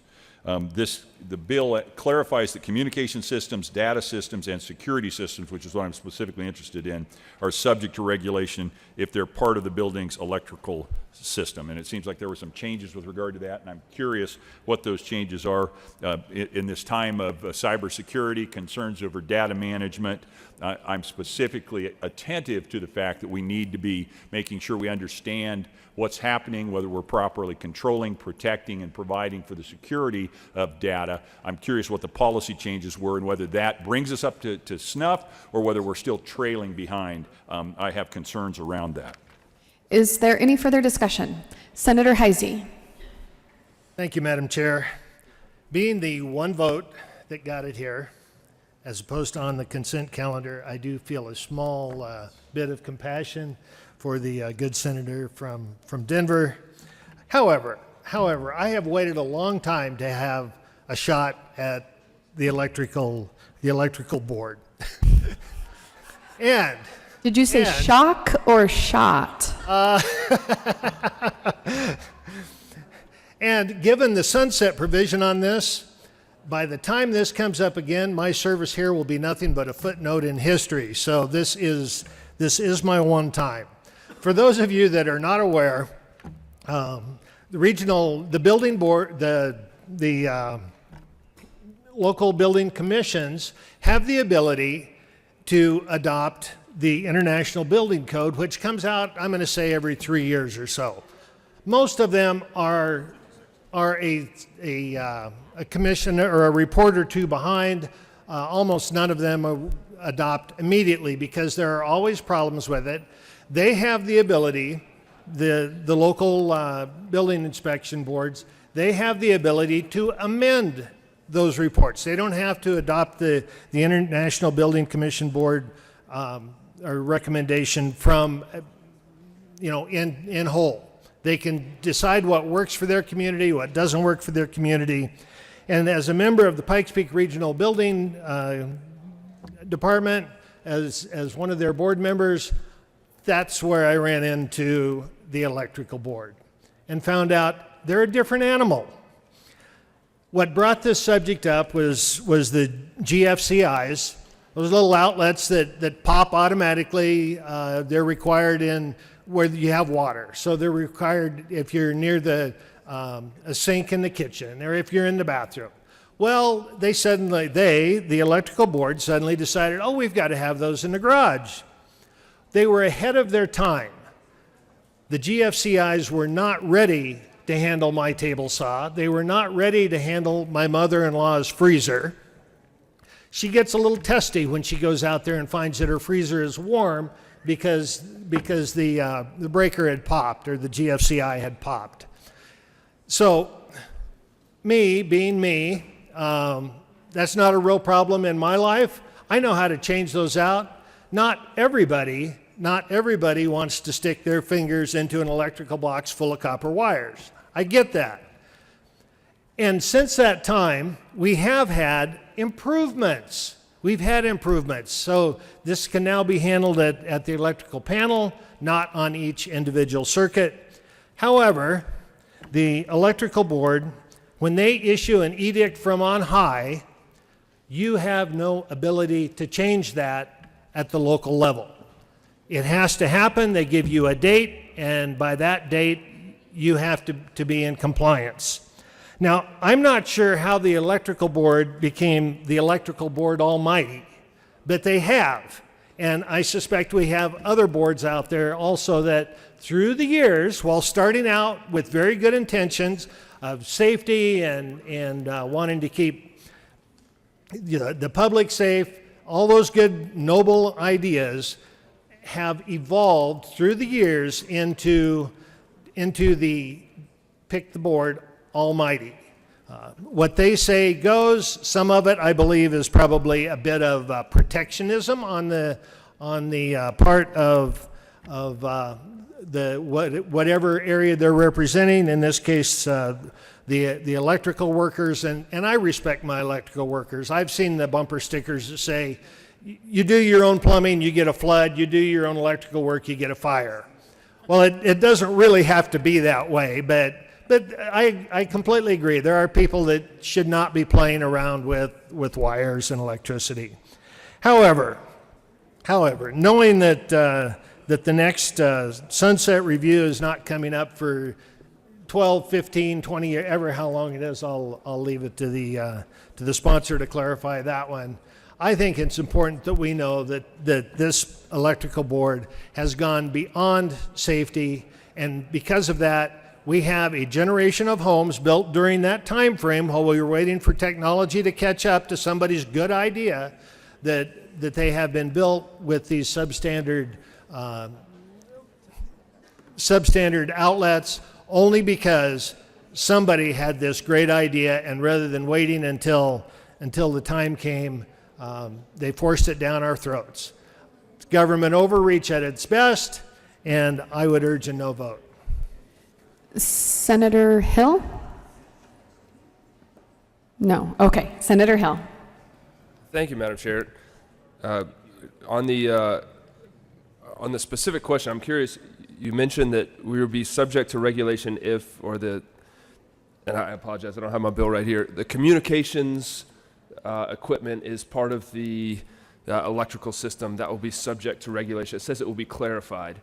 I wonder if you might help me understand what it means on that. Seeing no further discussion, Senator Rodriguez. Thank you, Mr. Chair. Madam Chair. I will pay for that. I would like to meet. That might be $3. Not sure. I'd take $2. Madam Chair is worth $3, for sure. I would be happy to have this discussion on the side note. This bill still needs to go to the House, and I can get with Dora and them and have them raise your concerns, because we can do it. But I just continue to move on with this bill and ask for an aye vote. Seeing no, Senator Hill. Thanks, Madam Chair, and I apologize. I left my fiscal note and bill at the desk. On the fiscal note, and I can't find it in the bill, but it says that it clarifies the communication systems, data systems, and security systems are subject to regulation if they are part of a building's electrical system. What are we doing here for new regulation on communications and data systems?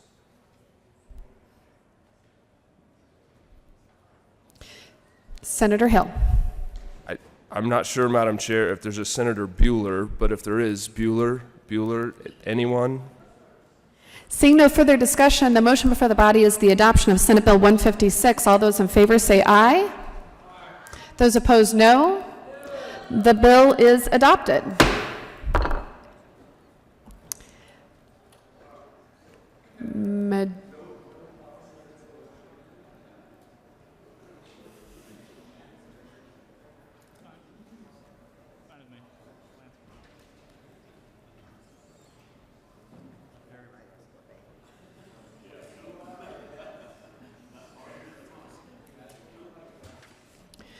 Majority Leader Fenberg. Thank you, Madam Chair. I move that the committee rise, report progress, and beg leave to sit again. The motion before the body is to rise, report progress, and beg leave to sit again. All those in favor say aye. Those opposed, no. The ayes have it, and the committee will rise, report progress, and beg to leave sit again.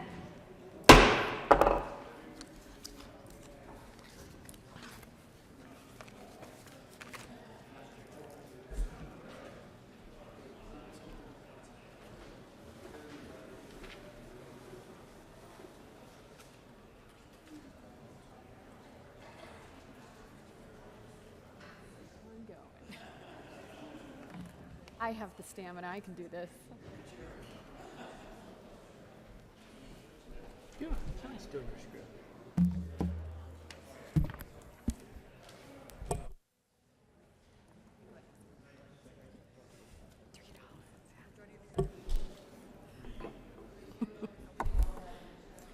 The Senate will come back to order. Senator Zenzinger. Thank you, Mr. President. The committee has met and had a number of bills under consideration. Will the clerk please read the report?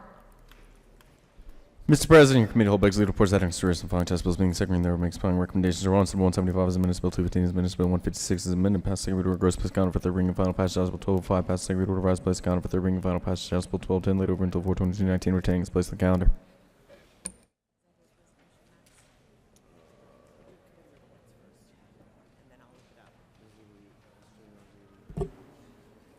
Committee reports. Bill 18, 2019, Committee on Legislative Council. After consideration of the Mayor's Committee following House Bill 1188 be referred favorably to Committee on Appropriations. April 18, 2019, Committee on Legislative Council. After consideration of the Mayor's Committee following House Bill 1024 be referred favorably to Committee on Appropriations. April 18, 2019, Committee on Legislative Council. After consideration of the Mayor's Committee following Senate Bill 15 be referred to the Committee of the Whole with a favorable recommendation. April 18, 2019, Committee on Legislative Council. After consideration of the Mayor's Committee following Senate Bill 108 be referred to Committee of the Whole with a favorable recommendation. April 18, 2019, Committee on Legislative Council. After consideration of the Mayor's Committee following House Bill 1184 be referred favorably to Committee on Appropriations. April 18, 2019, Committee on Legislative Council. After consideration of the Mayor's Committee following Senate Bill 248 be referred favorably to Committee on Appropriations.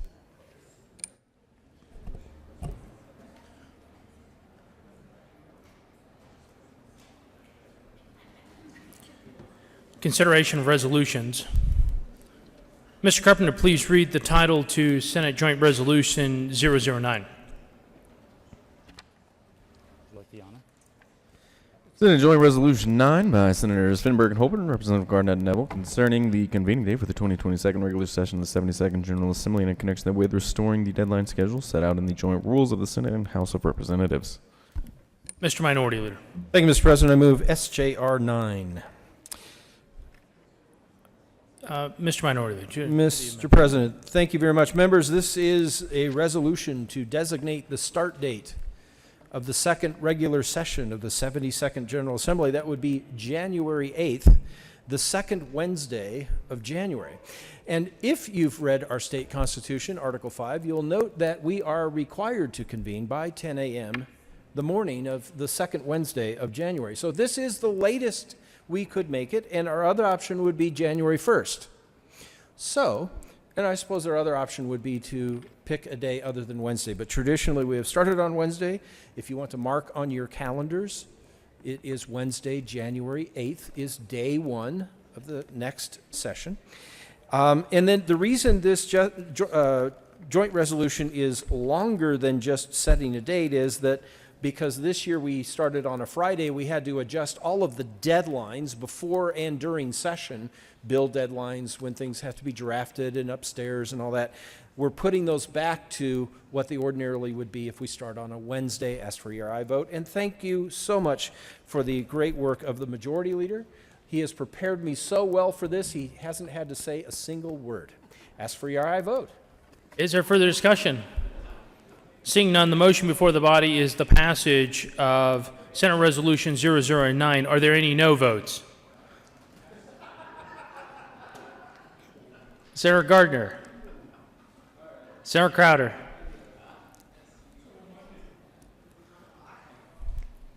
With a vote of 33 ayes, 2 no votes, 0 absent, and 0 excused, Senate Joint Resolution 009 is passed.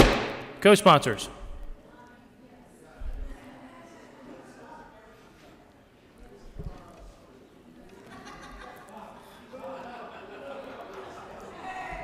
Sarah Gardner.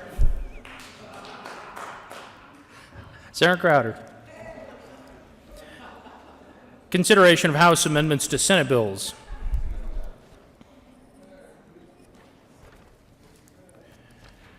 Will the clerk please read the title to Senate Bill 004? Senate Bill 4 by Senator Donovan, Representatives Robertson and McCluskey, concerning measures to address the high cost of health insurance in the state in connection therewith, modifying the health care coverage cooperatives laws to include consumer protections and allow consumers to collectively negotiate rates directly with providers. Senator Donovan. Thank you, Mr. President. I move that the Senate concur with the House amendments to Senate Bill 19-004. Senator Donovan, please tell us why the Senate should concur with House amendments. Thank you, Mr. President. The Senate should concur with the House amendments because we fixed 2 aspects that left the Senate without the clarity that it needed. One for the area of Summit County that is really leading the charge on this. They asked for some clarification. We also, after the amendments that we added on in the Senate, the commissioner of the Division of Insurance asked for some clarity on their role. This amendment was negotiated between the House and the Senate as to make sure that we did not expand his authority, only give clarity to it in order to meet the intent of how the bill was amended in the Senate. And I ask for your aye vote. Is there further discussion? Seeing none, the motion before the body is that the Senate concur with House amendments to Senate Bill 004. Are there any no votes? With a vote of 35 ayes, 0 noes, 0 absent, 0 excused, that motion is adopted. Senator Donovan. Thank you, Mr. President. I move for the repassage of Senate Bill 19-004. The motion before the body is the repassage of Senate Bill 004. Are there any no votes? With a vote of 35 ayes, 0 noes, 0 absent, 0 excused, Senate Bill 004 is repassed. Co-sponsors. Senator Danielson, the Majority Leader. Senator Court. Mr. Carpenter, please read the title to Senate Bill 189.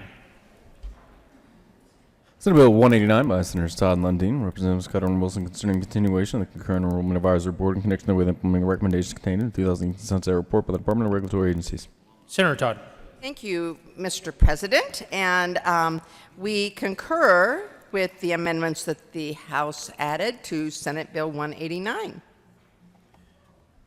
Please tell us why, Senator Lundeen, the Senate should concur with House amendments to Senate Bill 189. Thank you, Mr. President. I move that we concur with the House, and here's why. We all like these programs we create.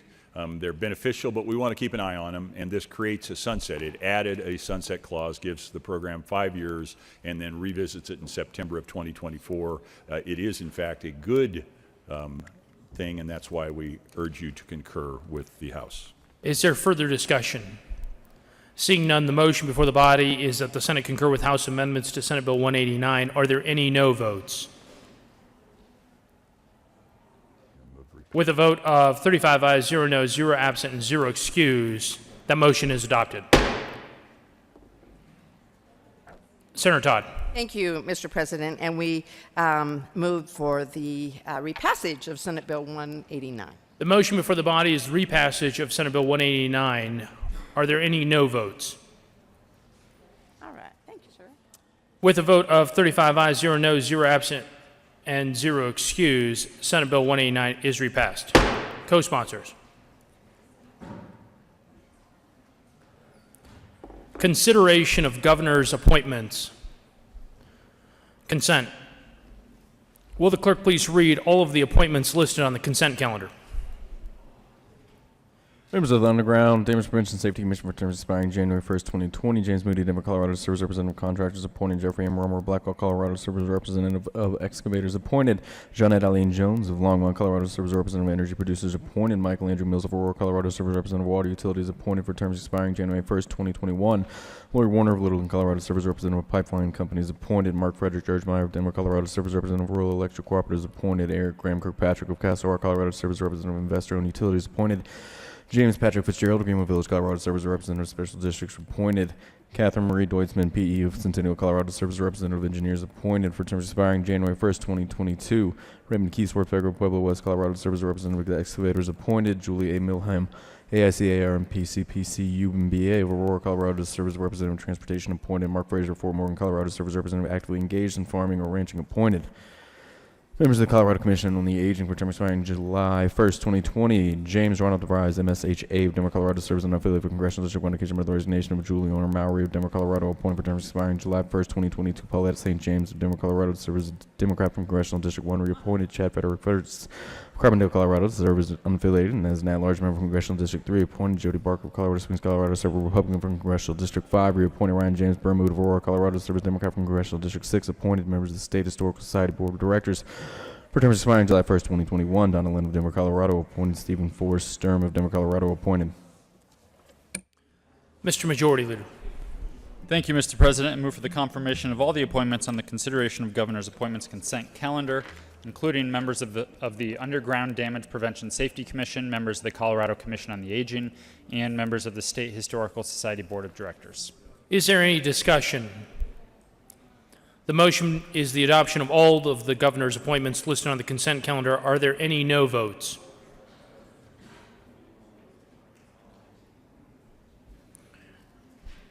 With a vote of 35 ayes, 0 noes, 0 absent, and 0 excused, all of the appointments on the consent calendar are confirmed.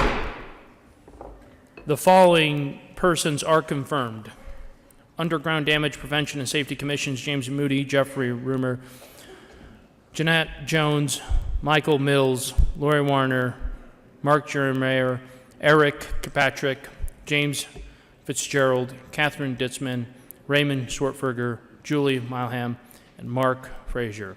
The Colorado Commission on Aging, James DeVries, Paulette James, Chad Fredericks, Jody Barker, Ryan Birdmore.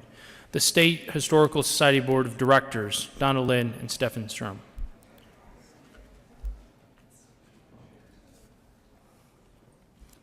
Message from the House. The House has passed on third reading transmitted of Rise of Statutes, House Bill 1284, 1299. The House has passed on third reading transmitted of Rise of Statutes, House Bill 1279, 1230, 1076, 1234, 1288, 1298, 1295, 1263, amendments printed out April 17, 2019. The House has passed on third reading turns herewith. Senate Bill 194. The House has passed on third reading transmitted of Rise of Statutes, Senate Bill 77, amendments printed out April 17, 2019. Message from the Senate.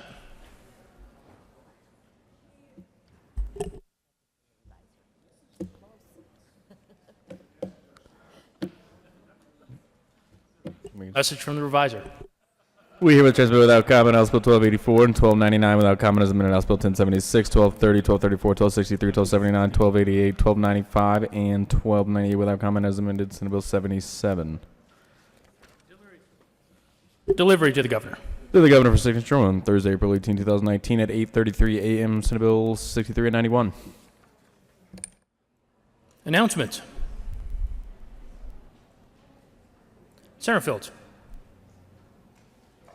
Thank you, Mr. President. Members of the Senate Health and Human Services Committee, there is a slight change in our order of Bills that we're going to be hearing today, we will not be hearing House Bill 1168, and we are laying over Senate Bill 134. The rest of the calendar will stay intact. Also, I need to report that upon adjournment tomorrow, Health and Human Services will be meeting, and we will be considering 4 bills. We're going to be considering House Bill 1133, House Bill 1233, House Bill 1269, and House Bill 1216. Thank you. Senator Court. Thank you, Mr. President. Okay, Finance Committee and those who have bills in Finance Committee, we will meet at 1:15 upstairs to hear the 2 bills that we have that are on the calendar. Thank you. Senator Lee. Thank you, Mr. President. The Judiciary Committee will be meeting on adjournment tomorrow. Judiciary Committee will be meeting on Friday. Thank you. Senator Janal. Thank you, Mr. President. The Clock Caucus has moved because of the issues with committee meetings. It was going to be in room 357. It is now at the Scottish Rite. So anybody who is attending the Clock Caucus for lunch, and there is lunch, it will be at the Scottish Rite. Thanks. Senator Winter. Thank you, Mr. President. Transportation and Energy will be meeting 15 minutes upon adjournment, and see you there. Senator Crowder. Thank you, Mr. President. I don't know. I just thought I'd let you know that they're setting up outside for hot dogs or hamburger, and I was waiting for somebody to come up and announce that, but since nobody's going to announce it, I will, but it looks like they're cooking outside. Senator Smallwood. Thank you, Mr. President. My colleague, Senator Fields, and I would like to announce that, sadly, the senator from Aurora, even in announcements? All right. Senator from Aurora and I are sad to announce it's our last meeting of the Colorado Children's Caucus. It is today between noon and 1 in House Committee Room 107. Senator Fields.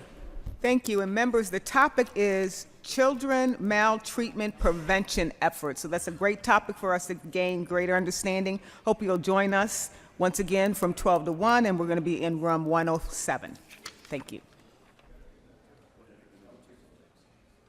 Further announcements? Seeing none, Mr. Majority Leader. Thank you, Mr. President. Members, a couple of quick things. The green reimbursement forms are on your desk. Payroll runs tomorrow, so please fill that out. Accounting needs it. Turn those into the front desk as soon as possible, but definitely do it today. We are also, just a reminder, we are entering the last 2 weeks of session. Perhaps we are already in the last 2 weeks of session if you want to be an optimist and think we might get out of here early. One doesn't know yet. But we are entering the very end of the session. Because of workload, we are asking folks to be understanding of reducing tributes, resolutions, and things like that on the floor because we have a lot of work to get to. If you absolutely need to do one, we will be very rarely proceeding out of order for those actions and doing them at the end like we normally would. Also, we will be recessing and coming back after afternoon committees to do some more work on the floor. The Senate has graciously decided to purchase dinner for all of us. It will be pizza, I'm informed. Caucuses do not need to provide lunch or dinner. You do not need to grab food if you're okay with eating pizza for dinner. With that, Mr. President, perhaps some wishful thinking, but we'll see what happens. But I move the Senate recess until 3 p.m. today. You have heard the motion. All those in favor say aye. All those opposed, no. The ayes have it, and the Senate will stand in recess until 1500 today.